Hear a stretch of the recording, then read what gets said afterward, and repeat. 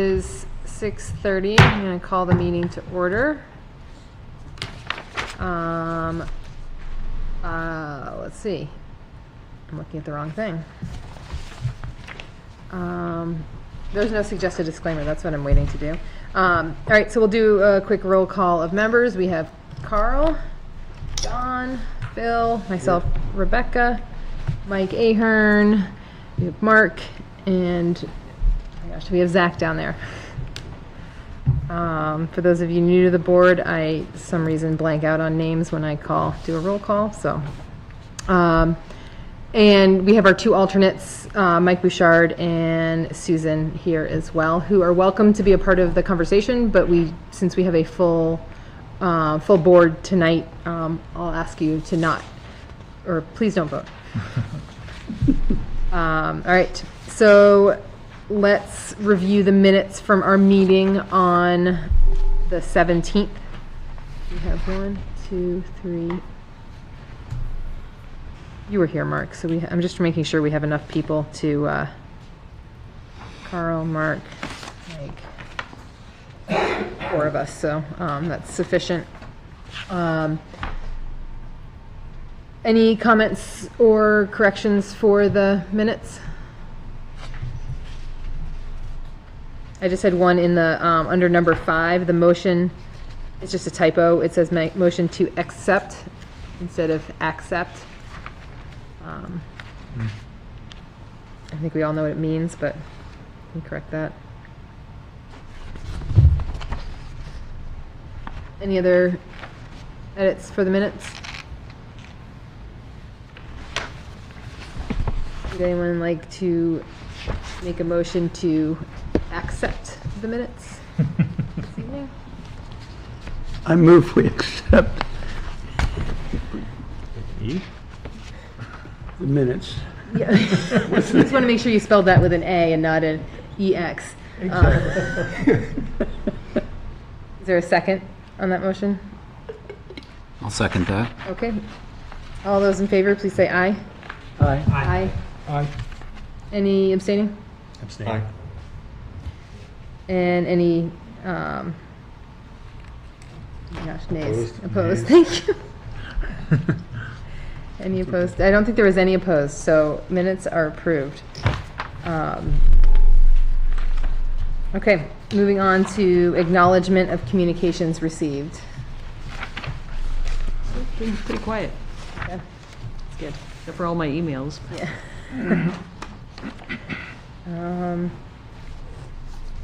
All right, so no new applications. We do have a continued public hearing for a site plan review to construct 4 buildings for a self-storage unit business on the westerly portion of the property and to establish a moving truck rental business on the easterly portion of the property associated with the existing buildings. Existing sign here is actually not on the property. So the original application back in May when we got it had some sketches of adding to that sign. So I just think that there needs to be recognition that really, this plan has made us aware that it's not on the property. It's kind of a unique site because the way it drops down, but it's really up to the applicant to work out, I guess, with the select board to determine if they want to keep that sign in the right of way or any changes that may want to happen to it. It is there. It's been functioning. Obviously, we're all kind of familiar with it. I think it's really up to them to work out with the select board if it's going to stay there. If it moves onto the property, because of the grade change, it might need to be looked at for the height of a freestanding sign so you can actually see it from the road. It might be a case for a variance. The other concern I have is if now we have 2 lots. This line here represents the subdivision. So if we have one sign here advertising the business on the other lot, then it's a billboard. If it's advertising a business that's not on the premises, so that needs to go through this. What I'm understanding, I guess, was an amendment to the zoning ordinance a number of years ago about a sign master plan, but it's kind of vague what that is really supposed to entail. But we'll try to figure that out if we get to that point. So it might need to come back to kind of look at that. But so they added a note about the sign and then also the site access, that because of this kind of unique situation where while there is a right-of-way to the back lot here, which by chance, in this case, the town actually owns, but, it's giving access across from this lot onto the other lot. This lot, as we've discussed before, in improving the subdivision, does have frontage on Highland Street, but the access is going to come off of a unapproved, a road that's not built to standard. It's kind of like a Class 6 road in a way, so by law, they have to get the select board to issue the building permit after the building inspector reviews it. So I think they've basically addressed all of those items that I had listed. Oh, and then timeline, there is a note somewhere, I think it's hoping to start in August. They added on one of the other sheets, just to kind of get a sense of, how fast. I know from conversations, it was, the applicant wanted to move fairly quickly, but if we get all this in place, so. That's kind of a summary of the changes, and so, again, I would thank them very much for, after they got my staff report, they just sent this, I think, late on Tuesday, so I sent it to you yesterday. I know there wasn't a lot of time to review, but I'm confident that they addressed everything from Mike Vignali's concerns and the last details that I had raised. I don't know if Eric wants to add anything. I was going to see if the board had any questions for you first. Any questions for June? Anything to add, Eric? No, we'll deal with the sign after. Okay. I'm not even sure what the right answer is, so I'll meet with June and we'll sit down with the select board, I guess. Okay. Yeah, the sign is kind of a strange situation. It's kind of unique. Go ahead, Mike. What is the width of the road right there? Over 50 feet. I don't know the exact. Because that looks like 100 feet, kind of like what it's showing. I don't have a scale. Scale it off of the line there. I didn't bring a scale with me, but. Because that sign could be on your property. I don't know where the property markers are. I mean, Well, the survey. There was a question, I guess the surveyor indicated that the property line ended on the outside of the road. The property line could actually be in the middle of the road. I really don't have a definitive answer. That's what I'm saying. Like, it's probably easier just to push this issue aside and knowing it needs further investigation and some new solution. But I don't have an argument to make that says, hey, we should approve it because. yeah. I'm just saying, I'm throwing it out there that the width of Route 3 differs depending on the property on the sides. It's narrow and extra wide in other areas, so might be something to check out. Well, Mike, so I mean, we just had this survey, Kevin French just stamped this, and so designating that's, so for the subdivision, so if we look up here, I mean, this heavy line is what he's certifying. Whoops, my cursor's going. This, this heavier line along here is the freshly surveyed plan, so.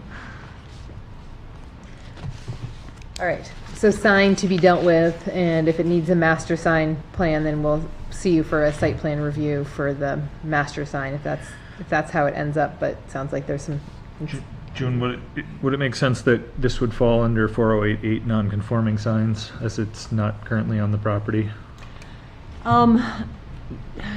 Yeah, I think that there's, who knows how long it's been there, and it probably was there before, could have been, I'm not knowing the full history of the site, not having researched that.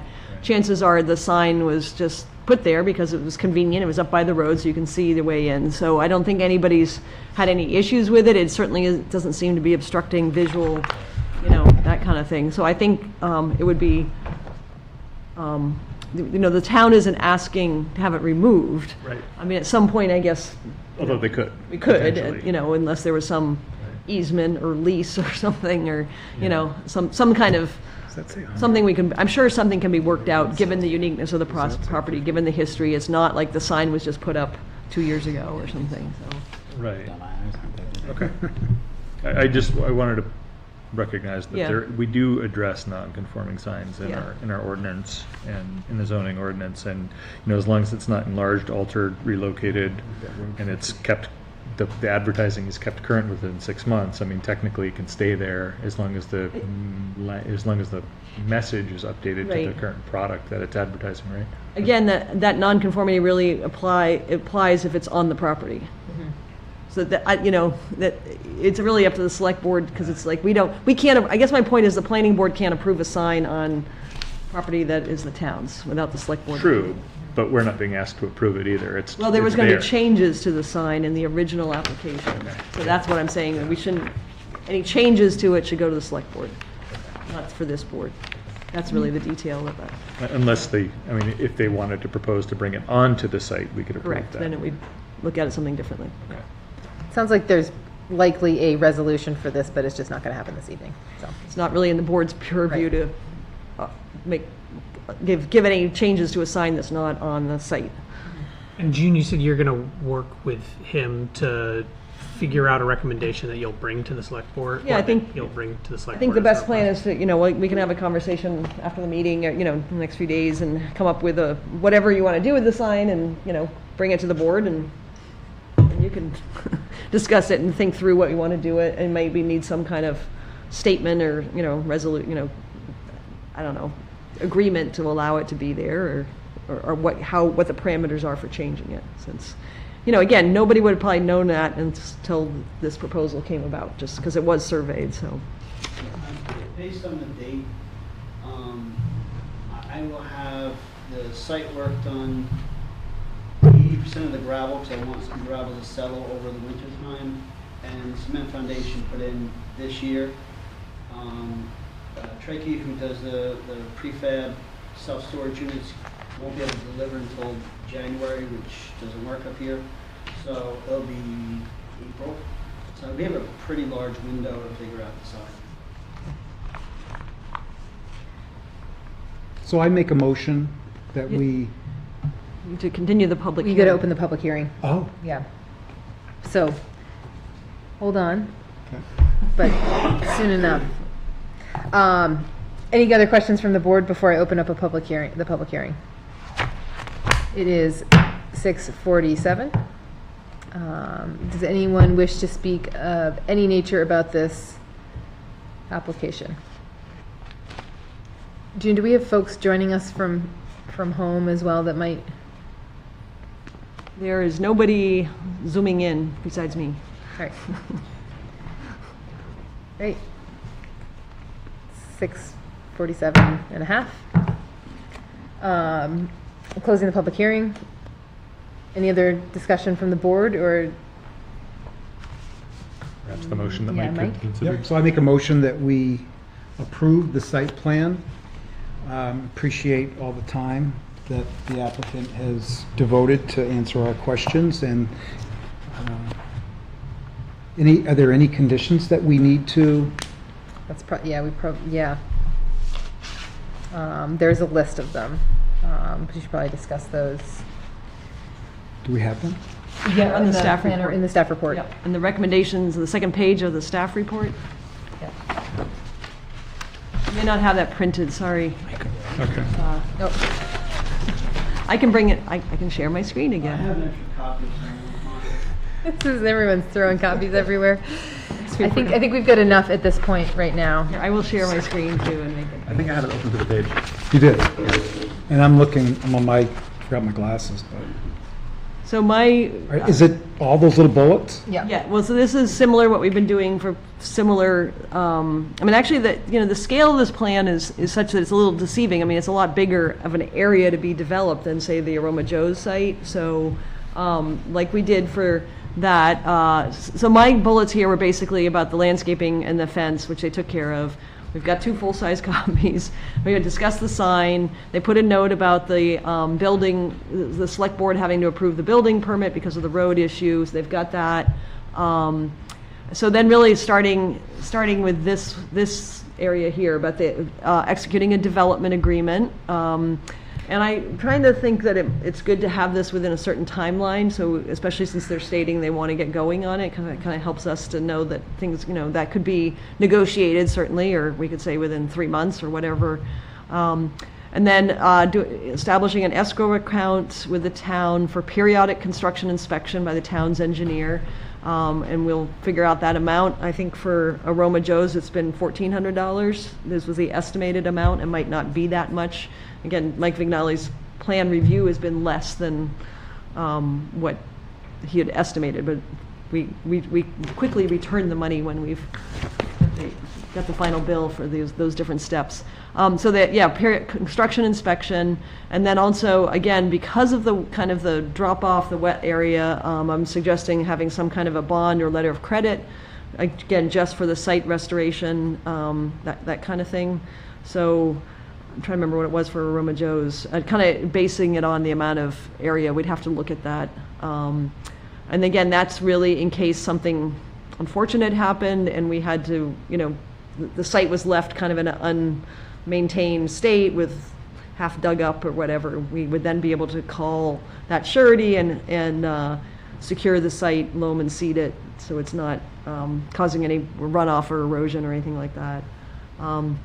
Getting as-built plans within 30 days of completion.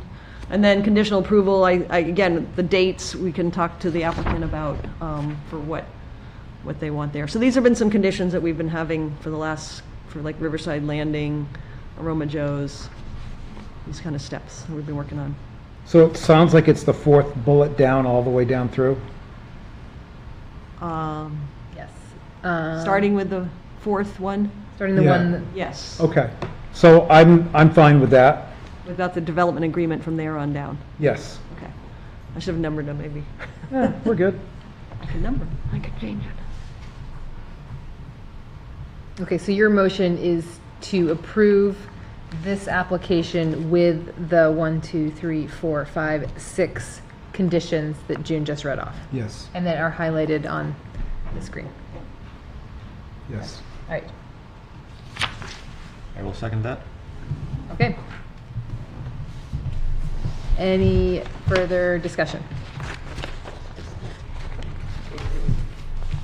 Okay, all those in favor, please signify by saying aye. Aye. Aye. Any opposed? Any abstentions? Okay, Thank you. thank you. I'll be in touch next week. Escrow, I'll get in touch with Mike. We can get that together pretty quickly. So. Are you around next week? Okay. I'll give you more time. Thanks again. Thank you. Okay. Thank you. All right. It's always nice when we wrap one up after it's been a little while, so. All right, next up, informational and pre-application reviews.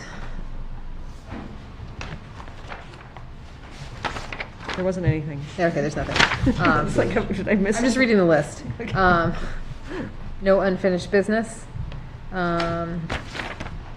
Other business from members of the board and planning staff. Updates from planning staff. All right, let me get my piles sorted out here.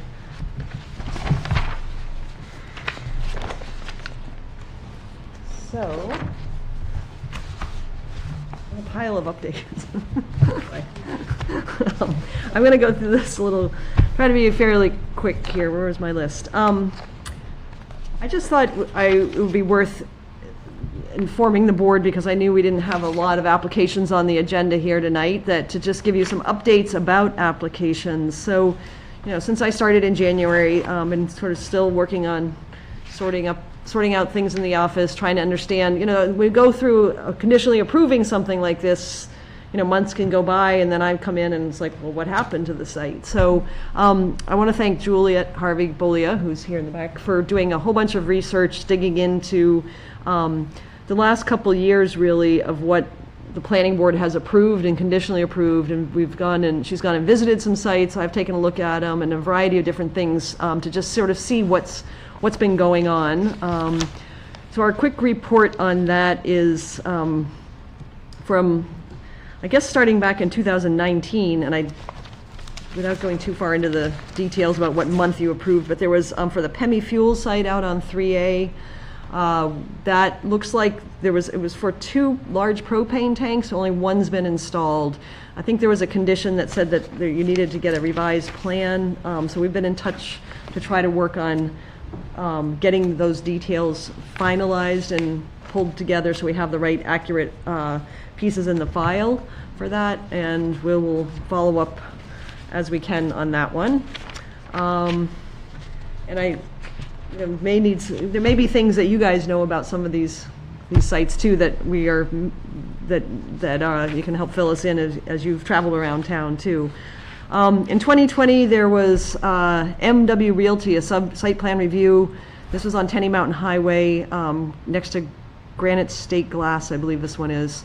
So they did tear down a building. There was a site plan for a new building to go in there. That has not happened yet. I mean, COVID has changed some people's plans to a certain degree, but they did do some work and, made some effort by tearing down the building. And we've been Jules has been in touch with them, and they are working with Plymouth Village Water and Sewer because they ran into some issue with the water or sewer connection. So they're definitely planning and continuing with it. So it just hasn't happened yet, but they are in the process of figuring out some of the utility details on that one. Sort of next door, Red Barn Holding, they had an addition. That's all been done and up and looks fine. So cross that one off the list. Harbor Homes, there was for a pavilion, I think it was, area, an additional pavilion added in. They have a building permit and they have the materials there. They have not built it yet, but they've kind of getting ready to do it. And again, some things changed there with COVID. I'm going to come back to one here, but Peppercorn is in the works on trying to still make their renovations. I don't believe they've opened yet. One section of the store there is open, but they're working on it. The Lucky Dog had a site plan approved for a 2nd-story deck, rooftop area, and we've been in touch with them, and they decided to not proceed with that. So their year of approval has expired. They're aware of it, and they decided they're not going to go ahead with it, at least at this time. I think they're making another investment nearby. So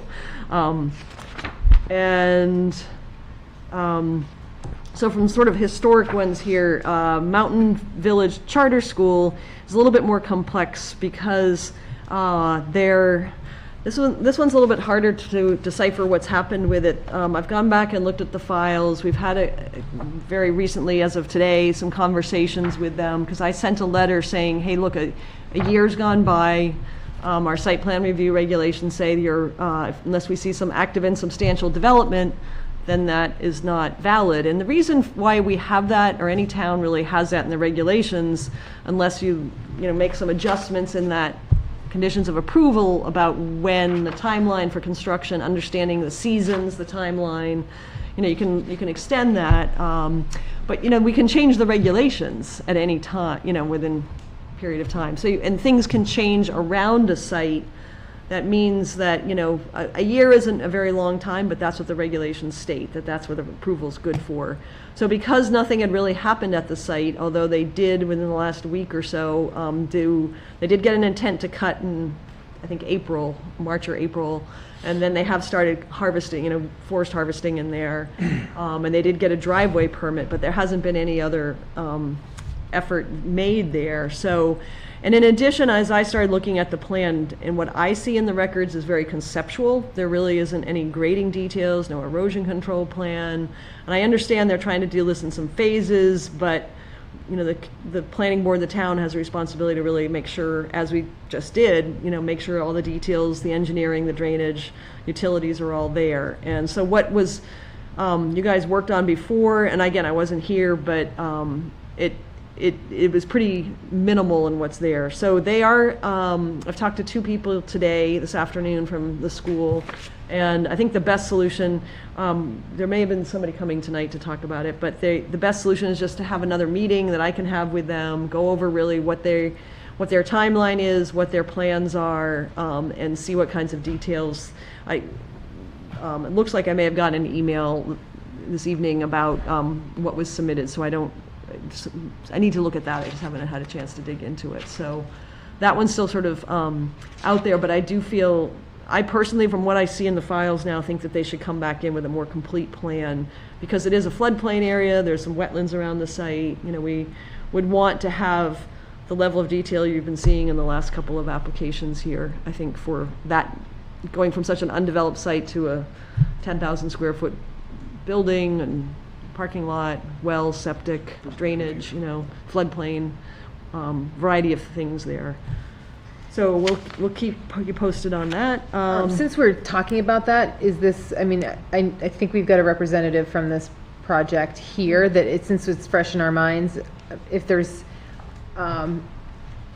something that this person wants to say, then if that's okay with everyone? Is it okay with everyone?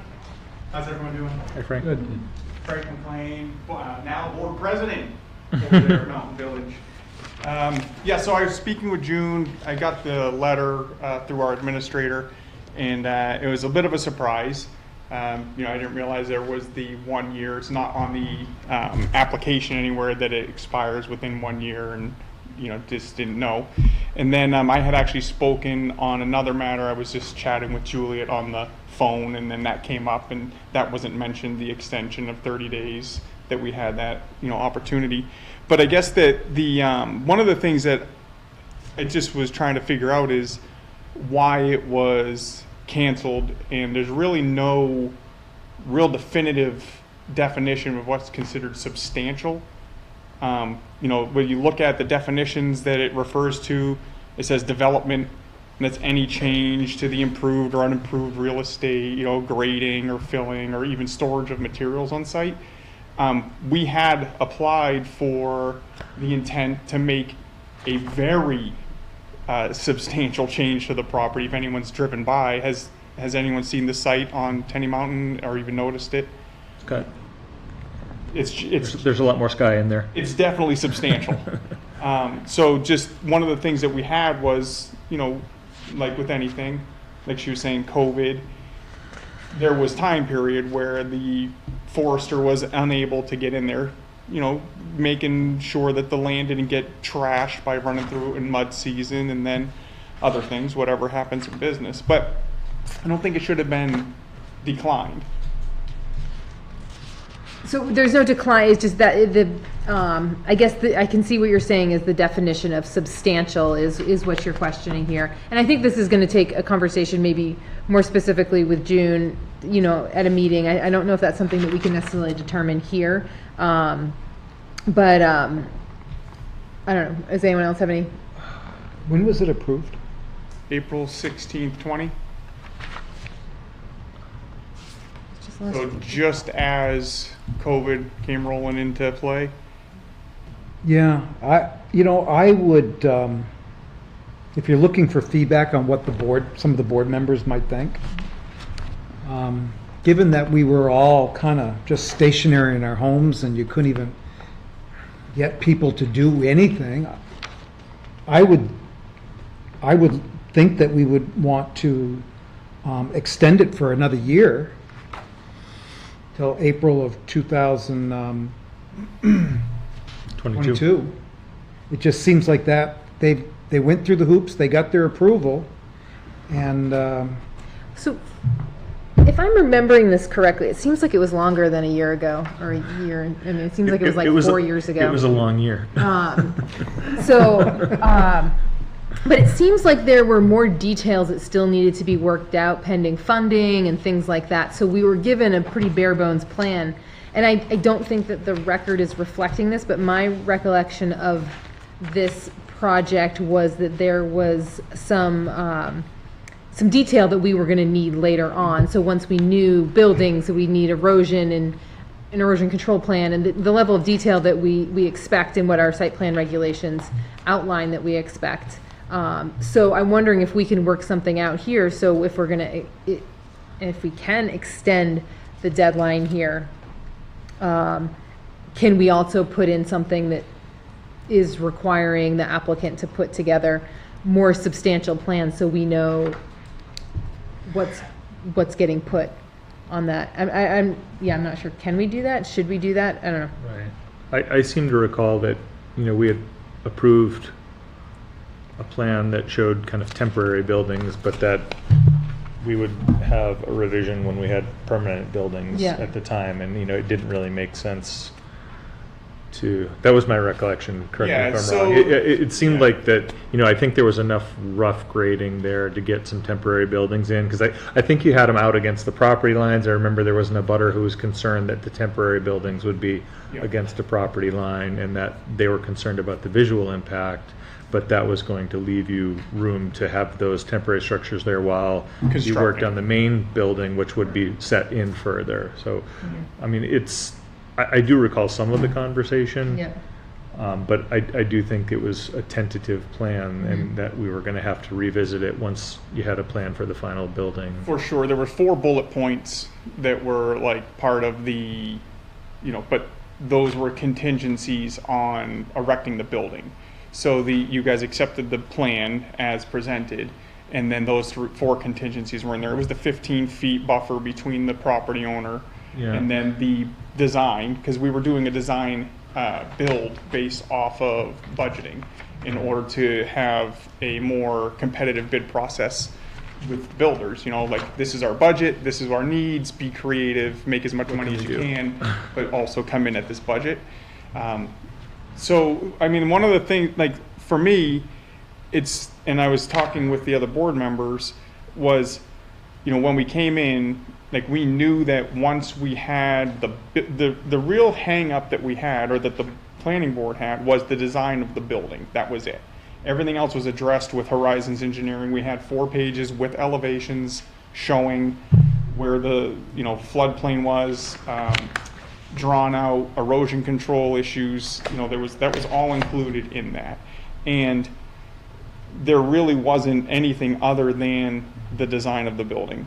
But, returning to just the building permitting process, the substantial development, once you have across that substantial development, is there a time period for to finish the building? I don't see that anywhere in the zoning or anywhere in the planning guidelines.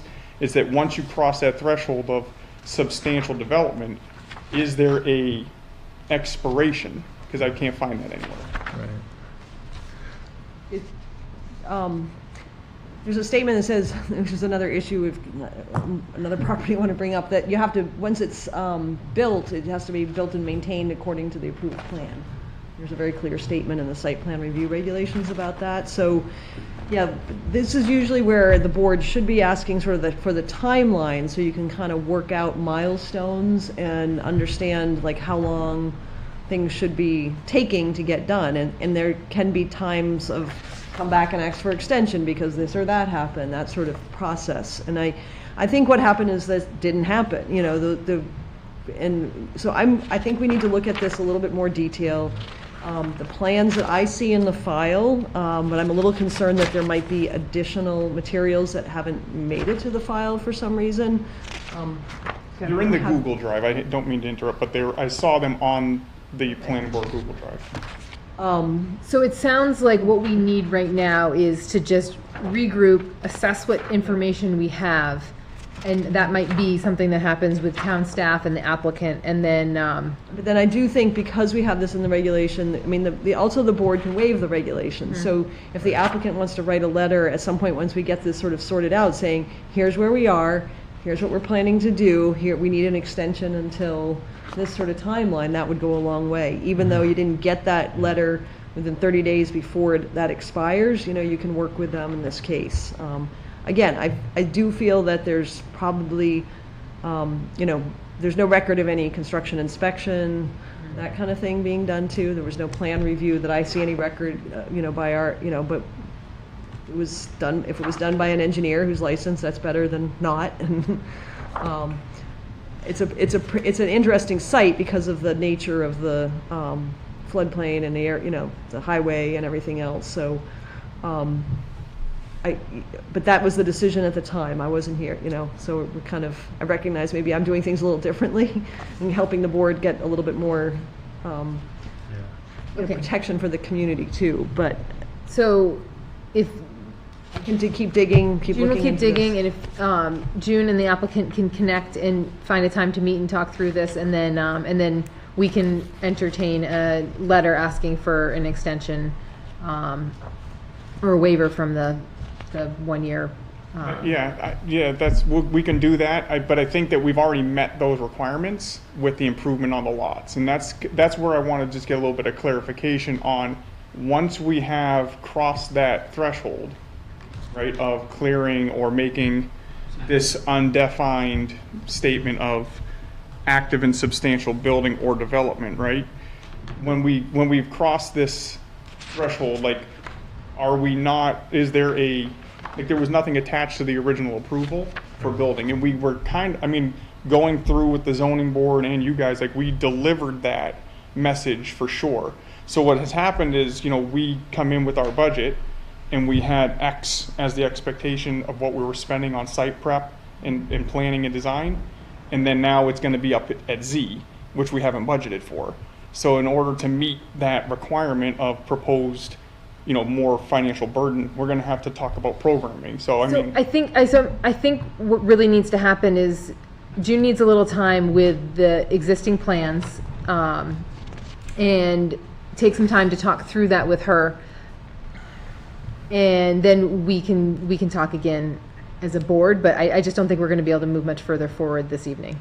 So is that? I just think, could we also get a list of what you have done since it's been approved? I'm not familiar. I wasn't part of the board at that point, so I'm just not familiar with what's and the actually timeline taking for the place. next steps of what, the rest of this construction season, what you're going to, I think if you're thinking about starting drafting a letter asking for an extension, we'd want to know what's been done. Because technically it expired in April of 2021 and there was nothing done yet. All the cutting just happened in the last week or 10 days or so. So and substantial development usually implies, materials and, being moved around, equipment, effort, investment being made. And the clearing is, related to the development, but it usually isn't really part of, the planning board can't say yes or no to harvesting forest. So there's another piece to that kind of work is a little bit outside of that. So, but if you can say this is what you've done and here's how you're planning to move ahead to get the work that you're intended to do in the approved site plan without the buildings, because it was clear you need to come back for that,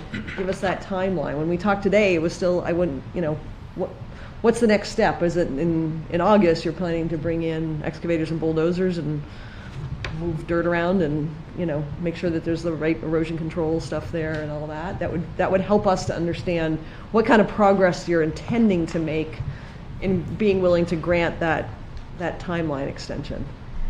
Yeah, we had that good conversation. I guess I'm still not getting the point of clarification that I need, which is there a time period of expiration attached to the original building permit? It wasn't a building permit, but the site plan approval is 12 months. Well, we did discuss this earlier, but there is no real definitive answer that I can find on expiration. And well, I think it's hard for us as a board in setting these regulations to say, okay, all site plan, once they're started, they have to be done within a year, because projects vary so widely. Sure. I think, so I think you're not going to get this point of clarification that you need. I think this, and Mike, I know you wanted to say something, so just give me one second. I want to just make it clear that we want to work with you on this. We're not trying to put up a wall and stop you. We want to work through this, and we're dealing with our staff coordinator change in the past 6 months, the pandemic, and adjusting when you got your approval to, that was our first meeting on Zoom. We're figuring things out as well and trying to make sure we have everything lined up appropriately so we can make sure that we're giving you the best answer that we can. And I think it's just going to take a little bit more time, and I think we're going to be able to work this out, but we just need to take it one step at a time. So I'm happy to try to navigate that. I just when do we want to schedule a time? I'll let you guys coordinate maybe at a different time, but Mike, you had your hand up a while ago. Yeah, so there was a very interesting subdivision that was approved prior to me being on the planning board, and we dealt with that every couple of years. It kept coming back because the approval for Blackie Brothers, I believe, I don't know if that sounds familiar. It got their approval, and there was a downturn in the economy, and the planning board was extremely sympathetic to that development and continued to extend it and extend it and extend it and extend it. And that question of substantial, and it, somehow the planning board felt that there was this substantialness, and if I were to answer the question, which I'm not the person to answer the question, probably there was no time limit. I don't think there is. But they kept it going for many years. And now we see the uptick in real estate, and those house lots are selling now. And that must have been approved 12 years ago. So our zoning ordinance does define substantial improvement, but I'm not sure if that's what language we used in our condition of approval. So this is what, I'm just going to point out this, do a quick screen share, Sure, sorry. go ahead. I pulled up the site plan review regulations, Yep. and this is Chapter 7, Part B. Approved site plans shall lapse if active and substantial building or development has not begun within 1 year from the date of the site plan was approved by the planning board, or if specific conditions of approval have not been met within 1 year from the date of approval. So sometimes when you have conditions of approval, like you have to set up the escrow account, you know, those kinds of conditions that have to happen before construction starts. So that's what the regulation, that's what I'm Sure. going by. So that's where it is right there. And, So Because you've just started reviewing this, I guess, recently, you don't Yeah. have the specific, conditions of approval for this plan. we have the notice of decision from that, in the file. So But you don't have, Doesn't you don't give a have that date somewhere you deadline. can pull up so we can see what those conditions of approval were? I don't have it easily, probably go- So, I have it written. Sorry to form. put you on the spot. oh, I'm sorry. Oh, that's Yeah, but the Yeah, conditions. So I could tell you what they were. It Well, was, but yeah, it'd be specific good to see language it, and yeah. specific wording sometimes Yeah. matters, and so, I mean. It's right here. It says there's 2 conditions: that the applicant maintain the vegetative buffer tree line to the easterly abutter, and that the applicant return to the board and present plans showing the permanent building and pedestrian circulation. Okay, so based on this, specific conditions of approval have not been met because he didn't return to the board and show us building plans within a year.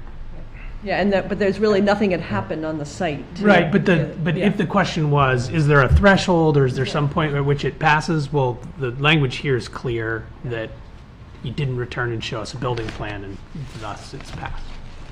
Which you still could apply and get an exception and all Yeah. of that, but I don't think longer term. your question about a threshold, Yeah.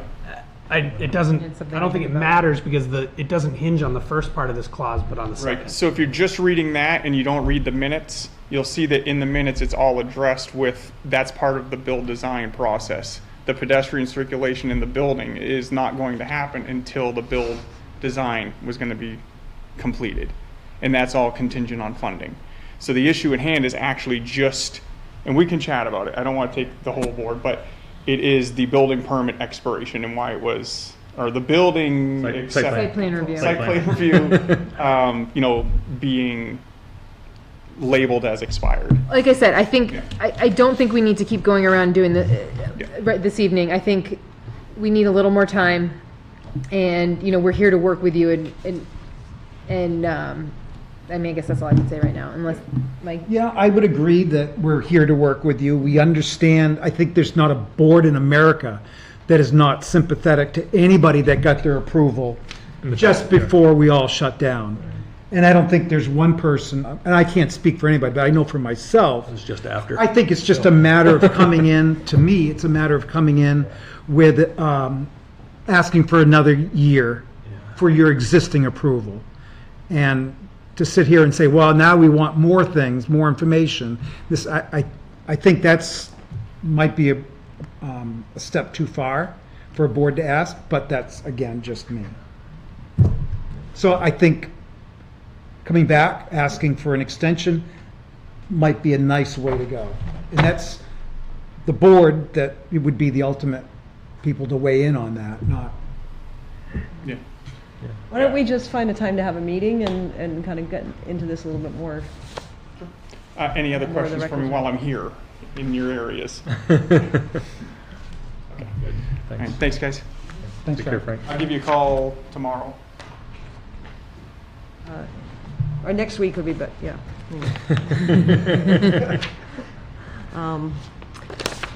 Okay. So, Moving on to the next bullet in here, B. well, I had more things. Oh, there's more. Okay, sorry. We're still in A.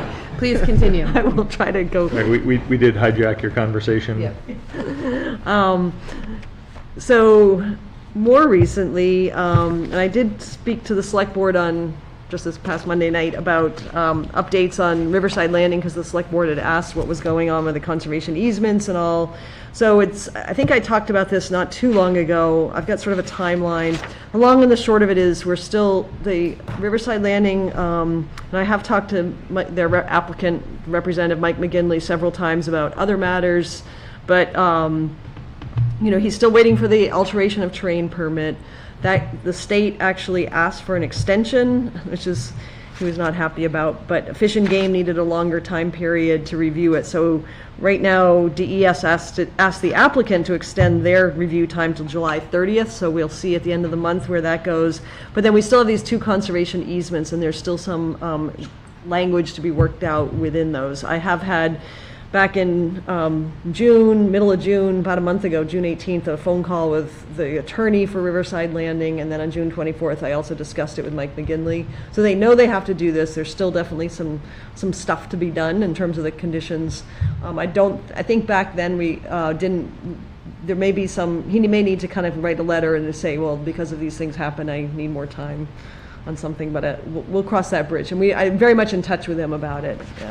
And I think once they get the alteration of terrain permit, we'll know more on that one.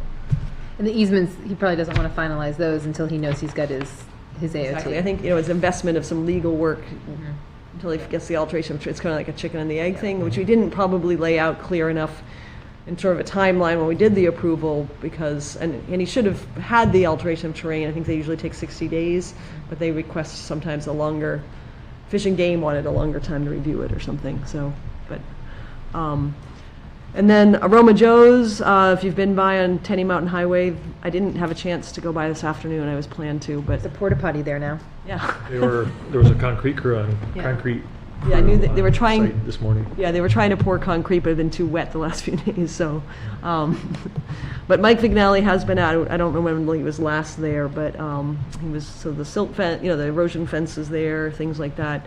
One thing I thought of, unfortunately, that's a really tight site for everybody to go to, but since it's underway, if we wanted to do a site visit while it was in construction, when they were working on, I don't know exactly when that would happen, when these detention ponds are being built, so you can sort of see them, but we could try to arrange that if, it's a hard site to have everybody pull in and park and maneuver around, especially at 5 o'clock or so with a lot of the traffic coming off Boulder Point, so it might not be the best site, but at some point I thought it might be good to take a during construction field trip, because you see this stuff on paper and Yeah. but if somebody really is curious, we can arrange to go out there during the day with just me or with Mike Yeah. or something too. There wasn't a butter who had said he was considering building a bridge so his tenants could get there. Yeah, and that's we- still been under But- conversation, yeah. My point is we could ask him if he would mind That's if we true. parked in his parking lot Yeah, and then that's true. just simply Yeah. jump the creek. So As we opposed can to think crossing about, that I don't know bridge. how, I can check and see what their schedule might be, because it's interesting to see something go from paper to real life. We get credit for it. Extra. Demerits if you don't go. And then College credits.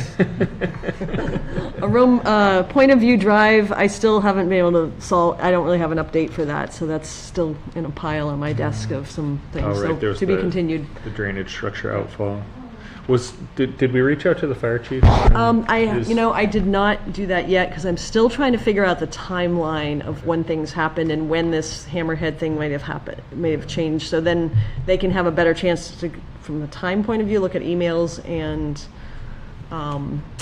anything in their files. Sometimes the timeline's good. You've got a lot of faith in people's email sorting. Yeah, that's true. It's a thought. So lastly, the other couple updates here. So code enforcement, that is something we've been working on more. And again, on Monday night, Scott Whedon, the building inspector, code enforcement officer, emergency management director, he's got a lot of jobs, a lot of hats. He started in May, so it's really been a couple months, and we've made some good progress, I would say, on 30 High Street, the house that had the fire burned pretty substantially almost a year and a half ago, I think now. So long story short, we've gone through a process of reaching out, following all proper procedures to notify the owner, and starting originally as sort of a zoning violation because there's a limit of how long you can leave an abandoned building, basically. But we've determined that it's enough of a hazard and enough problems. I mean, the thing is really starting to kind of cave in that there's another statute, and I don't remember statutes very well, but where the towns can go in under kind of a dilapidated building statute and go through another channel. Again, we have to notify the abutter, the owner. So that's all been done. We have to file in court. So the motion for proceeding ahead has been approved by the judge as of, again, the timeline is buried in my computer, in my emails. And then there's a waiting period or appeal period for the owner. So we're kind of in that timeline, but the goal is that the town will most likely be hiring a contractor to come in and tear down the remains and collapse the foundation and fill it and loam and seed it, hopefully by the end of August. So a lot of people have asked about it. So, and it is at the town's expense. We have to pay for that plus the legal fees, and we've got all the proper notices at the Registry of Deeds. So then if a sale of the lot happens, that's when we have a lien on it, basically. We would recoup the cost then. And maybe some other ways. So, but the town needs to do it, this is. I'm familiar with the process from a previous town. It was Yeah. very much as you described, you knock it down and assess the fees as a lien against the proproperty, and they get It's figured out by unfortunate, themselves. but Yeah. it gets costly, but the town manager decided that was the way to go. And The homeowner has the ability to do it themselves if they want to keep the property, and Yeah. they need to exercise too that. much time's gone on. It's at a point where it's really, if you go walk by it, it's kind of dangerous looking at this point too. So, and then also Scott's been working with George Kirk on Tenny Mountain Highway, the 2 properties he has there, and has had some good meetings and conversations, and has been on site and walked around with one of the first goals is to really try to get the site opened up so at least we could get fire life safety equipment around the buildings. And so that's happened. He has removed some material. Again, Scott's really been handling it. I haven't been out there doing it, but and then I guess there's been several tractor trailer loads of scrap metal from around the buildings also removed from the site, as well as a number of vehicles. A lot of it you can't see yet of the improvement because it's out back, because that's kind of where some of the space need to be opened up. Back when the last site plan approval that he had, there was some needing to fill an area for more parking, and so he has finally done that, filled in some.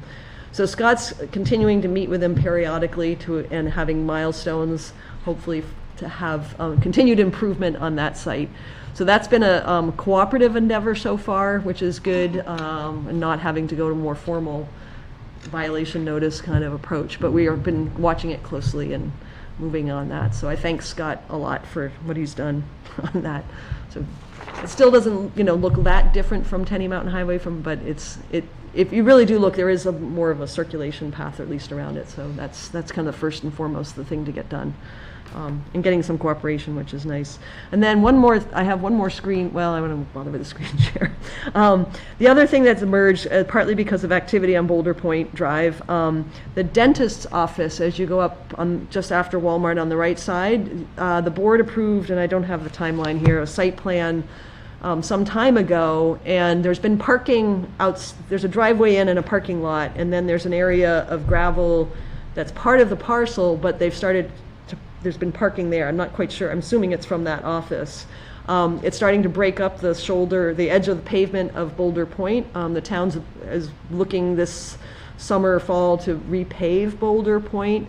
So it's damaging the pavement, and if we put fresh pavement down. But beyond that, it's also cars are either pulling in, backing out onto Boulder Point. There's enough traffic there that it's just become what we call a curb cut that's far extended beyond what was on the site plan. So I wrote them a letter and said, found the statement in the site plan review, you have to maintain it according to the approved plan, and so please stop parking there. So hopefully we'll gain some. They have continued, not as much, but we have been keeping an eye on it. So we might put up some no parking signs. There's actually a conservation easement on the drainage that comes down through there, so I think their parking is actually extending into that area. I haven't really figured out exactly the limits of that, but that would be another problem if they are. The town holds that easement, right? Yes, it was part of the Walmart development.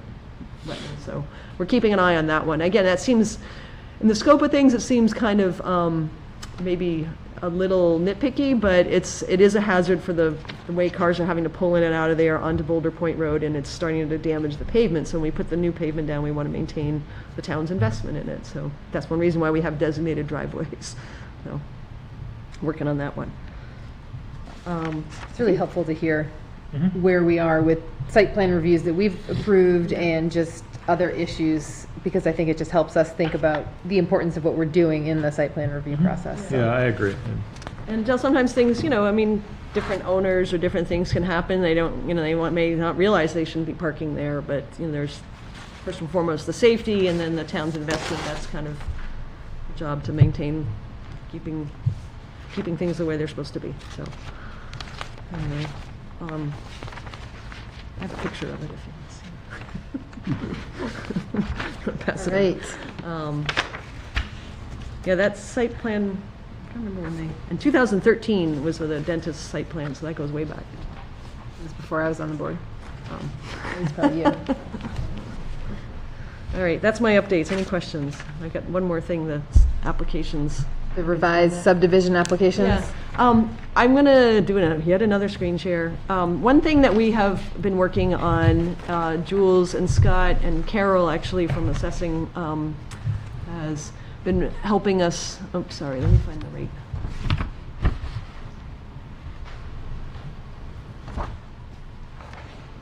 Find the right screen to share here. There he is. And for some reason the town seal isn't showing up here. What we're trying to do is rework our subdivision and site plan review application. They are going to look kind of similar, so I just have this one up here now. Imagine the town seal here. I don't know why that didn't come into the PDF. But we wanted to make a fillable form, because we're getting a lot of people that nowadays, the narrative, it's like see attached, and it's just a lot of extra paper. Our application form was actually fairly lengthy. We don't have a lot of file storage. So we basically are just trying to clean it up and present it maybe a little bit more simply. Again, name and address, those kinds of thing. A place where somebody could type in the description of their project here.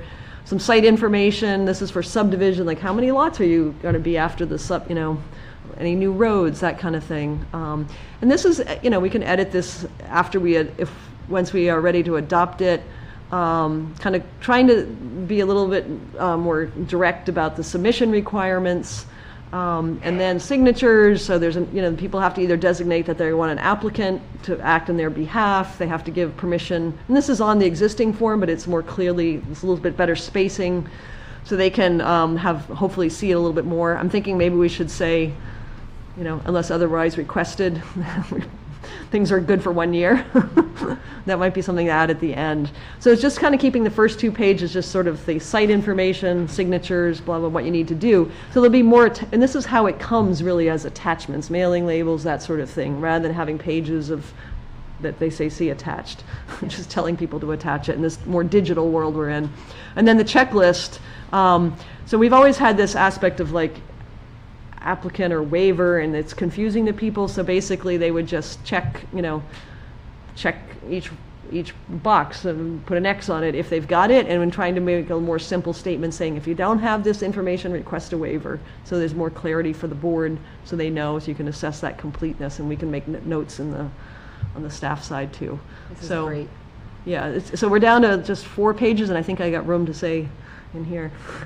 It's good for 1 year or whatever. I have to look up what A, W, and P means every time. Yeah, me too. So we figured check would be. We've actually put a lot of hours into this, believe it or not. So we're doing this with subdivision site plan, the zoning board application, and the building permit application too. Scott's been really making some changes to that. Again, to make it much more clear, much more fillable. And then our goal is to have one sheet that's a fee schedule that will have the prices for everything on there. And I don't have that up here. But anyway, so the idea being, and we talked to the select board, just introduced the other day about the idea of maybe raising fees a little bit trying to make an assessment of what it, fees haven't been raised in some time. The amount of time the staff spends and the cost of that, we'll never recoup it all, but I think it's time to bump it up a bit. I know that sometimes people say, well, now you're going to,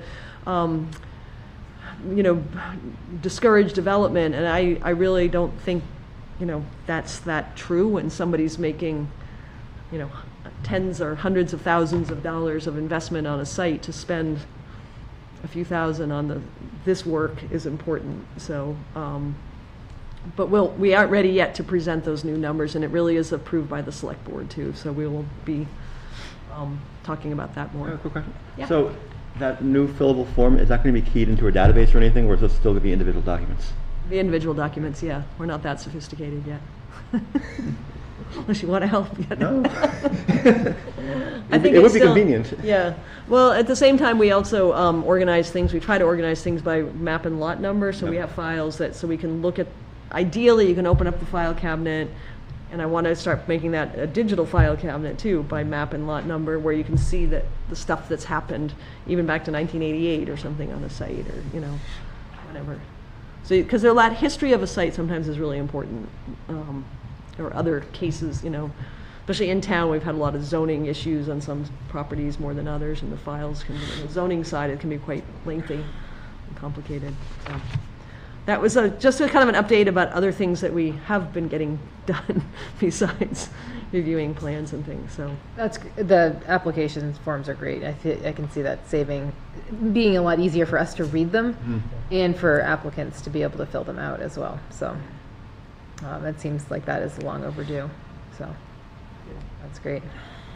All right, agenda for future work sessions. So we had our July work session off. I hope you all enjoyed your evening 2 Thursdays ago. But coming up, Mike, you're still up for doing a summary of the work that the agricultural zone, I'm going to botch this, agriculture zone committee has done. So that'll be on the agenda for next time. And then it seems like through the work sessions, June's done a great job at kind of bringing us up to speed on the different processes that we're in charge of.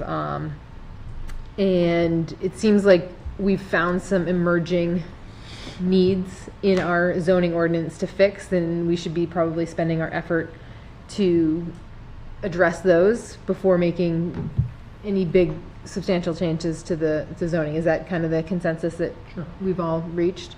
So I think that coming up, it's I think some questions about the multifamily situation. There's a couple other things. So I think we just need a priority list, and then thinking that we need to kind of wrap up what we need to do by December. So that gives us August, September, October, November, 4 work sessions to. June, it seems like you were keeping notes or a list of definitions that need to be clarified, things like that, like active and substantial. We do have it. So it was interesting that the definition of substantial development is in our zoning. It's in our floodplain development ordinance, but that's what the zoning refers to. But I mean, in that definition, it says 50% of the value of the project has been completed, which substantial means more than. Right. But active and substantial can be different than substantial development too. So it's I think if our site plan regulations say active and substantial, we should define that. But. That's I just made a note of it here, so I will. I have a really scattered list of zoning issues that we won't be able to even get through all of them, but I think some of the general provisions, definitions would be a really good place. The general provisions is where a lot of my time kind of lands and sort of sorting that out. But now, we haven't had any real sign requests, but if we do, parking hasn't been too much of an issue. I think we can usually work that out. There's the whole issue with fences too. Yeah, fences, and that's in that general provisions is real conflicting as things that, but then the other one that has just emerged is ADUs, the accessory dwelling units. The way that was dropped in, just says you need a conditional use permit. So I guess you've gone through a couple of them. But there's nothing that says, like, do we charge a fee for that? There's an application form that's basically name and address. And what do you want to do? Maybe a little sketch. Do we have to notify abutters? I don't know. I mean, so there's that kind of clarity that I think we should be adding, making a decision. Do we want to go through that kind of I mean, to me, the abutters should probably be notified, but then we need to charge the money for the abutter fees, and, you know, it takes some time, maybe at least $100 application fee or something. I don't know. We're trying to look at what other towns are doing to kind of clean up that process a bit.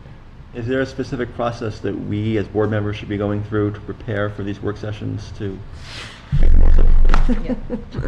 And a Good plan question. to like make that digestible and, you know, incremental, or? I'm going to be trying to get, you know, the week before the meeting information to you at some point. And then I guess that would be the best starting place is to read it. And Would you like us to do some proofreading Yeah. and forward Well, any catches to you with suggestions? yeah. We did talk about a committee for subdivision and site plan. I know Susan and Mike and John, Carl, I think you were interested. I actually kind of think the zoning might be more important. I don't want to push that off too far because I see problems in those regulations, but I think we can make those things work. They're okay. Having the new form may help. It's not really changing the information, but just having more clarity. So I'd rather maybe have, even if you guys as a committee would be willing to shift to kind of look at the zoning pieces too, and having, you know, at some point it's like, okay, we can go this way, or this way with it, how much, which, you know, maybe having a subgroup kind of help me, and then I can work more at some specific, you know, Juliet and I can work more at some specific text that will help address that, because you have to really, you know, amend the language of the ordinance. It's not just, hey, we want to do this, you know. I just also want to, like, do we want to have, like, this week we're going to be working, like, on our definitions. This week we're going to be... Ideally, yeah. And I need to kind of get more organized, and, you know, I mean, I have to say, it's been a little, you know, still getting a bit settled, and look down in there. There's a lot to do. Yeah, it On seems your way like out, I take a look in my office. for zoning, definitions are kind of easy to adjust as far, I mean. That's a good no- starting place, You yeah. know, those are relatively easy to present. But when we're starting to try and reconcile some discrepancies, I think that's going to get a little more Yeah. complicated. So, I mean, if you really want to read the definitions and, you know,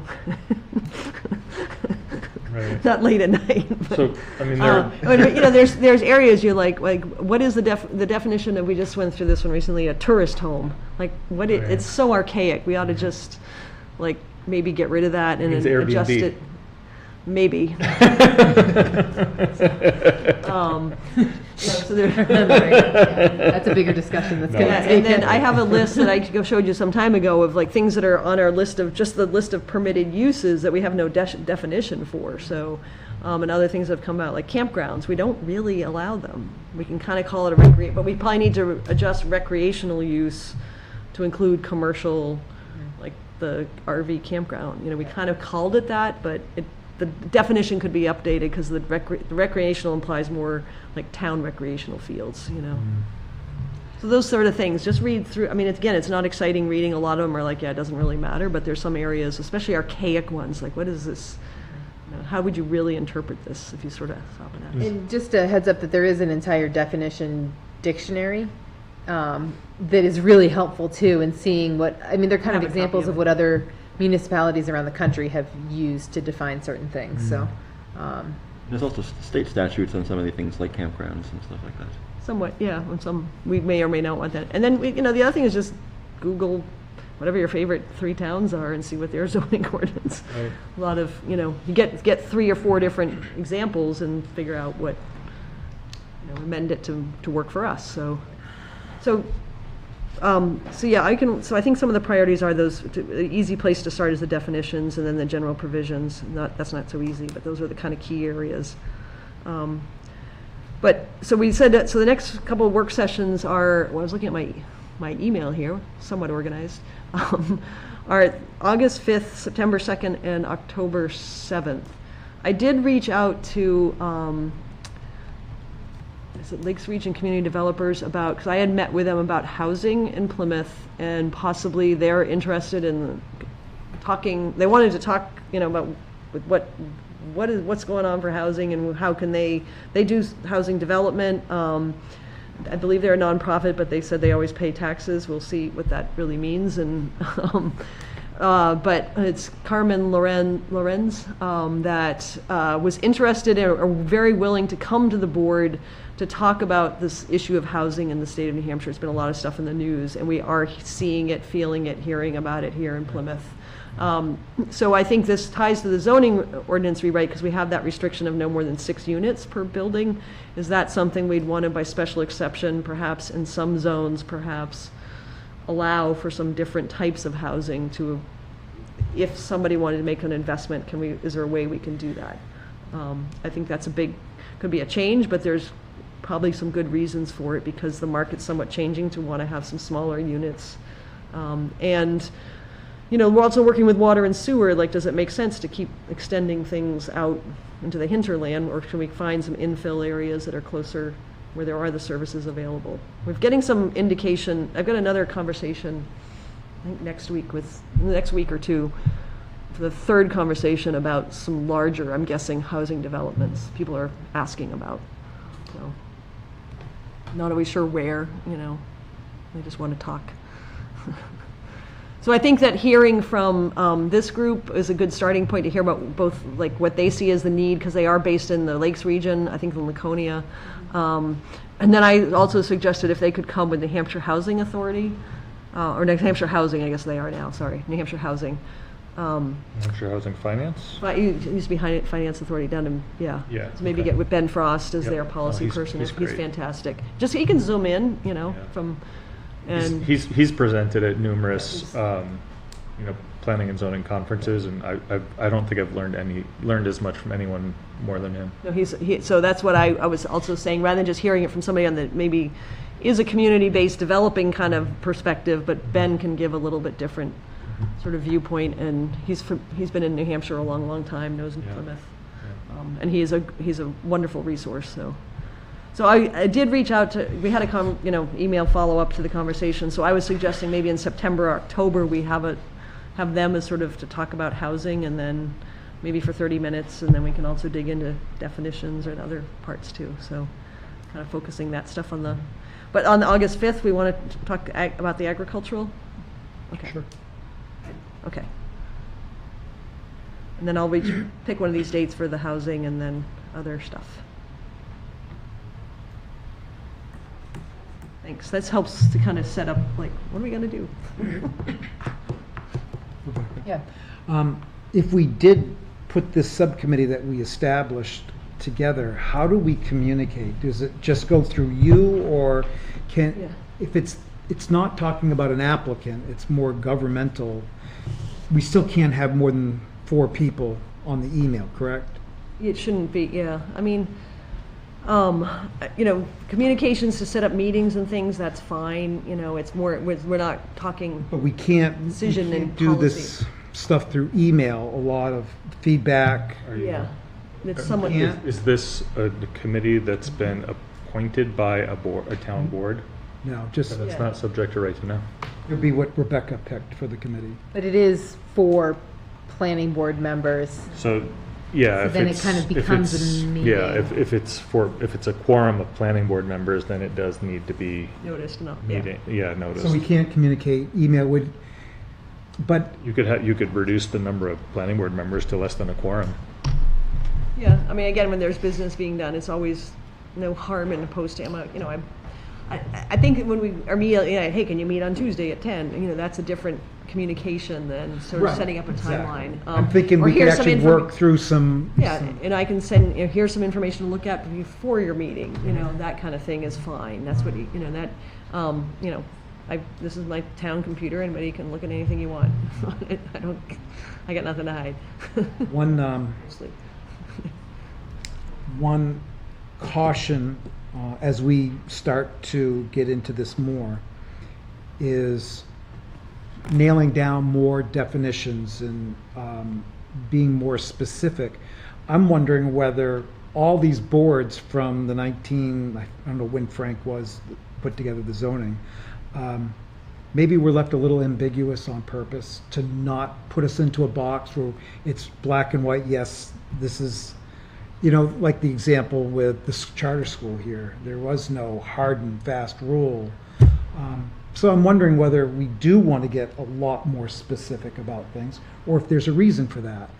And in making a lot of changes all at once. I know in 1994, I purchased a family farm, and there was this old building built in 1773, and the family moved it in 1912 to where it was. And I thought, geez, I know exactly what this thing needs. After owning it for about a year, I had dump trucks come in and put some fill because there was too much water, and I raised up the driveway, and everybody had nice dry parking. And then I started realizing, well, where's the water going? Yeah, it's going into the foundation. The people before me really did know what they were doing. And I made all these changes, and it really was for nothing. And I made it a lot worse. So there's probably some reasons why the people before us did things the way that they did. And maybe we need to look for the things that are just blatantly changed because of what year we're in. And maybe there's some changes that maybe are well left alone. So I just caution the committee that's going to be looking at that. And I hear you on that. My goal is really to kind of find, there's places where one page says one thing and some place it's, Right. That's the kind of stuff of like, or what is a tourist home or whatever these And I definitions. would like to know what that is, because this town has its history in tourism. I mean, that was besides agriculture, tourism was the big, you look at the size of our, not the senior center, the train station, we're a lot bigger than a lot of other communities. And it was the tourism that came to Plymouth. It's a gateway to the White Mountains. The ski train. Yeah, you look at Lincoln and Littleton's train station, they're all much smaller than Plymouth. We were the hub back There's then. the whole hotel right down by the river. And, Yeah. So, So tourists must have been I'm interested to see what their thinking was back then. anyway, but there are things that have changed too, and new uses that have emerged, and different types of housing, that kind of stuff. So I So it think might those are be more pieces of- tweaking than, Yeah. But I do think we should have some review of housing, because there is such a economic pressure, and there's needs for housing around. And we are meeting with the landlords, the major off-campus landlords, in the next week or two. Scott and myself, fire department, a few others. We decided it took a little while to get a date, of course, but something that happened from an earlier conversation this spring with Interlake's property, Jeff Therian, was just saying, hey, what's going, there's been a lot of changes in the off-campus student rental market. We have a lot of businesses that are set up for that, and they are feeling some changes, and we want to make sure that we know what they're up against, what they're thinking about, as they may be seeking different types of renters for their units too. I don't think there's any major changes along the way, but there is potential for some housing apartments, in those places. There's already families moving into some of those. Yeah, there have been some, right, yeah. That discussion has come up concern about that has come up amongst discussion of our school board as well. Yeah. Because, sometimes, families moving into rental housing is a different impact than students, and, there's potential for, cost of education in the community as well. Yeah, but we can't, Right. No, we can't. if it's I know. permitted to have 3 apartments in it, it's got 3, we can't differentiate who it's rented to. So there may be some, but it's again, who wants to live. I wasn't advocating that we should. No, and I'm not saying that, but there Right. may be a benefit too, because in some cases, one family may just have 2 cars instead of 4 to 5 cars on a site on any given time. So who knows? They may not need big dumpsters or other issues that have emerged in the neighborhood. So we're going to talk to them, and good chance to see what they have to say too. That's great. All right, enough from me. One other thing for work sessions coming up, I want to get back on schedule for updates from other boards. So we now have a Conservation Commission representative on the board, right, Mike? And which is great. I was really glad to see that. It's been a little more than a year since we've had a member in common. So we'll just get updates from other people who are on town boards at our work sessions as well, so.